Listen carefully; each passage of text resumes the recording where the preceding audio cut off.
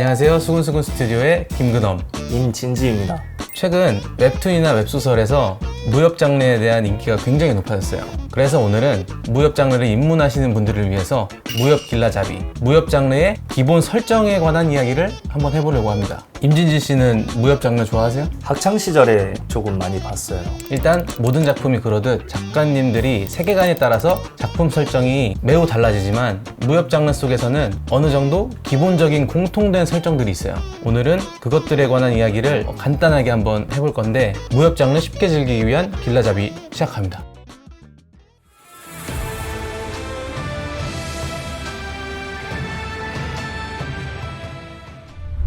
무협 장르의 공간적인 배경은 기본적으로 중국 대륙을 기본 설정으로 합니다. 그리고 특정한 작품이나 작가님들에 따라서 실제 역사 속의 중국이 아닌 중국풍의 어떤 가상의 국가를 배경으로 삼기도 하는데, 기본적으로는 옛 중국 시대가 무협 장르의 시간적인 배경이 됩니다. 보통 시대적인 배경으로 많이 사용하는 시기는 원나라에서 명나라 교체기, 혹은 명나라, 그보다 조금 더 앞선다면은 송나라 정도가 대표적이고, 몇몇 소수 작품들은 그보다 조금 더 앞선 시대를 배경으로 삼습니다.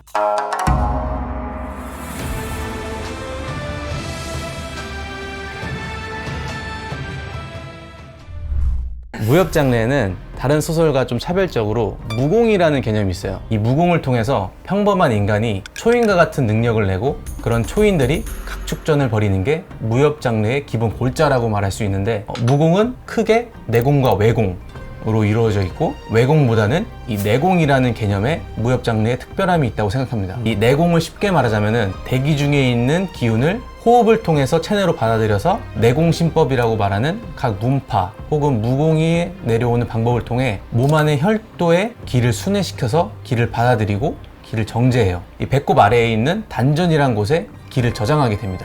운기초식이죠, 이게? 네, 운기조식이라고 하죠. 운기조식. 이 무리민들은 이 내공을 통해서 일반인들에 비해 쉽게 지치지도 않고 인간이 낼 수 없는 움직임을 가능하게 하는 것이죠. 그래서 보통 내공의 단위는 년으로 계산하는데, 무인이 1년 동안 밥도 안 먹고 잠도 안 자고 운기조식을 통해서 내공을 쌓으면 그게 1년의 내공이라고 말해요. 그리고 이 1년을 내공을 쌓아서 60년의 내공을 모으면 1갑자의 내공을 가졌다고 말합니다. 최근 무협 장르들은 파워인플레들이 강해져가지고 3갑자의 내공, 막 6갑자의 내공, 막 이렇게 말을 하는데, 옛날 무협 작품들을 보면은 이런 대사들이 많이 나와요. 10년의 적공이 깨졌다. 그러니까 이 10년의 내공을 잃었다. 약간 이런 내용이 나오는데, 요즘 작품 속에서는 이 10년 정도는 쳐주지도 않는다. 그게 왜 그러냐면은, 먼치킨이라는 장르 뭔지 아세요? 그 주인공이 센 슈퍼맨 같은 느낌. 주인공이 세계관 최강자예요. 주인공의 힘이 다른 등장인물들을 모두를 압도하는 그런 장르를 이제 먼치킨이라고 하죠. 아무튼 이제 이렇게 공들여 쌓인 내공은 각 문파나 무공의 세트로 있는 초식을 통해서 이제 원활하게 사용할 수가 있습니다. 이 초식은 내공신법에 가장 특화된 움직임이라고 보시면 되는데, 이게 초식이라는 게 쉽게 말하자면 태권도에서 나오는 뭐 태극일장, 고려 품새 막 이런 느낌으로 이제 보시면 됩니다. 그래서 이 내공신법을 쌓은 다음에 초식을 통해서 칼을 휘두르거나 주먹으로 공격을 하게 되면은 바위가 두부처럼 잘린다든지 일격에 뭐 몇 사람이 죽는다든지 약간 이런 특수한 이제 능력을 발휘하게 되는 거죠. 인간이 낼 수 없는 속도로 막 달리거나 뭐 3일 밤낮을 달리거나, 한마디로 정리하면 이 무공이라는 거는 인간이 슈퍼히어로 같은 능력을 낼 수 있게 만들어주는 그런 장치인 거죠. 마블이나 DC 같은 히어로물에서는 히어로들마다 각자 다른 형태의 개성의 능력이 있거나, 아니면 그 능력을 얻는 과정도 다 제각기인데, 이 무협물에서는 이 무공을 수련함으로써 이 특수한 능력을 얻는다는 일종의 공통점이 있는 거죠. 무협 장르는 이런 무공을 익힌 인간을 초월한 능력자들이 서로 세력을 이루어서 대립하고 싸우고 이런 내용이라고 보시면 됩니다.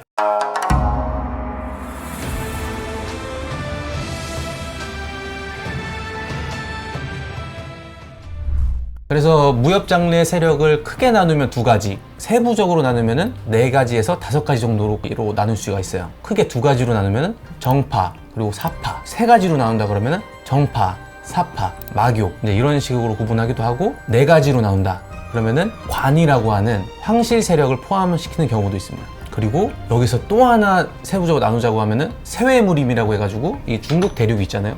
그러면 변방에 있는 세력들이 있어요. 그럼 거기에서 이제 뭐 북해빈궁이라든지 남만이라고 하는 동물 막 다루고 야수궁이라든지 막 이런 식으로의 설정도 등장하기도 합니다. 작품마다 이런 세력들의 조합으로 작가님들이 차용해서 사용을 하는 거죠. 세부적으로 이제 각 세력들을 짚어드리자면은 정파 혹은 백도라고 불리는 세력이 있어요. 선을 자처하는 세력이고 협을 행하는 세력으로 이제 그려집니다. 그래서 보통은 도교나 불교가 기반으로 방파가 이루어진 세력들이 이제 주를 이루고, 그리고 어떤 가문, 지방 토 세력 같은 5대 세가가 주축이 됩니다. 대표적으로 이제 정파의 대표적인 세력이라고 하면은 구파일방이 있고, 그리고 지방 토 세력으로 5대 세가라는 세력이 합쳐져 있습니다.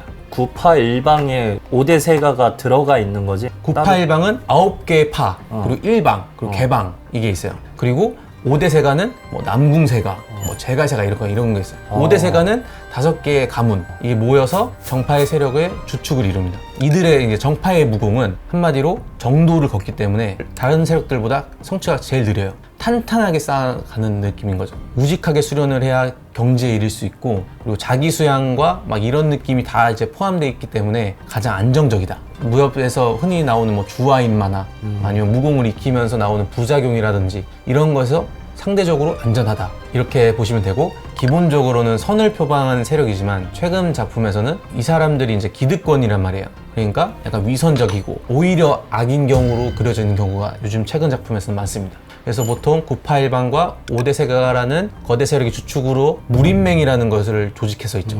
그래서 대표적인 구파일방의 문파는 소림사, 무당파, 화산파, 아미파, 곤륜파, 종남파, 공동파, 점참파, 청성파, 그리고 개방, 이렇게 있는데 이 세력들은 작가님들마다 조금씩 달라져요. 뭐 태산파라든지 뭐 하여튼 여타 다른 문파가 들어오기도 하고 뭐 일부가 뭐 빠지기도 하고 막 이런 식으로 하지만 이게 기본 골자다, 이렇게 보시면 됩니다. 그리고 5대 세가 같은 경우에는 가장 대표적인 그 이름으로는 남궁세가, 그리고 사천단가, 그리고 하북팽가, 그리고 모영세가, 제갈세가, 황보세가, 여기도 마찬가지로 빠지거나 다른 가문이 들어오면서 이제 5대 세가를 이루기도 합니다. 그리고 보통 여기서는 클리셰가 있는데 구파일방과 5대 세가가 주축으로 무림맹을 만들잖아요. 근데 이 5대 세가는 약간 이제 구파일방에 대한 열등감 같은 게 있어요. 그래서 본인들만의 세력을 만들려고 막 획책을 한다던가 약간 이런 식의 이제 클리셰들이 여러 작품 속에 있습니다. 아무튼 이들이 모인 게 정도 무림이고 이들의 단체가 무림맹이다, 이렇게 보시면 됩니다.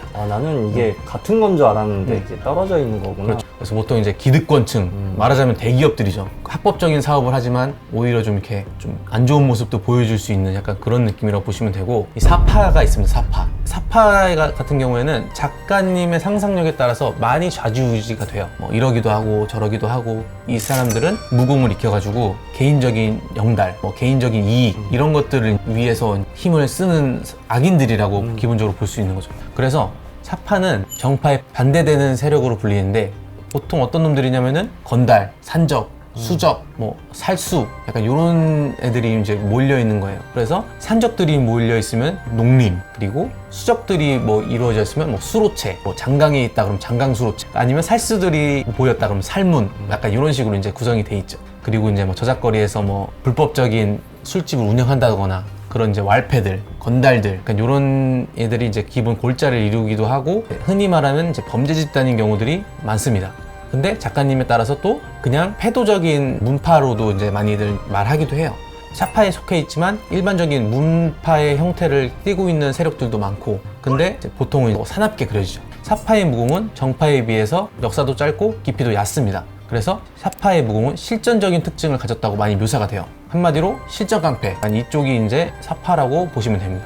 또 하나의 세력으로 마교 혹은 천마신교라고 불리는 세력이 있는데, 작가에 따라서 천마신교가 아니라 뭐 혈교라든지 뭐 이런 바리에이션이 많은 세력입니다. 보통 이제 신만대산이라고 하는 신강의 천산산맥을 근거지로 잡는 경우가 많고, 작가에 따라서 강자존, 그러니까 센 놈이 제일이다, 강함을 추구하는 패도적인 집단으로 그려지는 경우도 있고, 아니면 악마적인 악행을 하는 그런 악의 무리라고 이제 그려지는 경우도 많아요. 요즘 무협지에서는 오히려 틀에 박힌 정파가 위선적인 세력으로 나오고, 이 마교가 오히려 그 협을 행하는 약간 그런 식으로 클리셰를 비틀어서 나오는 그 작품들이 아주 많아요. 보통 마교가 강자존으로 따지는 마교일 때 그런 느낌이 그렇죠. 많고. 그래서 오히려 그런 식으로 되는 작품들을 보면은 오히려 약간 상남자스러운 그런 세력으로 그려지는 경우들이 많죠. 다 때려부시는. 네. 천마신교회 같은 경우에는 이 천마라는 마도의 종주를 모시면서 신으로 모십니다. 그리고 종교의 형태를 취하게 되는데 보통 이제 천마가 나온다. 세계관 최강자 포지션인 경우가 많고 이 마교의 무공은 빠르고 폭발적으로 강해지지만 이 주화인마라는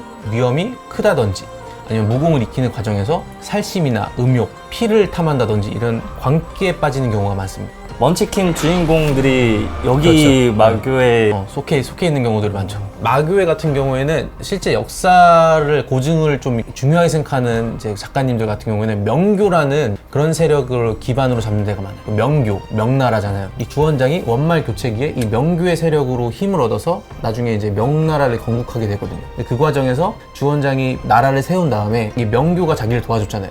근데 이 사람들한테 끌려다니기 싫으니까 이 사람들을 숙청을 해요.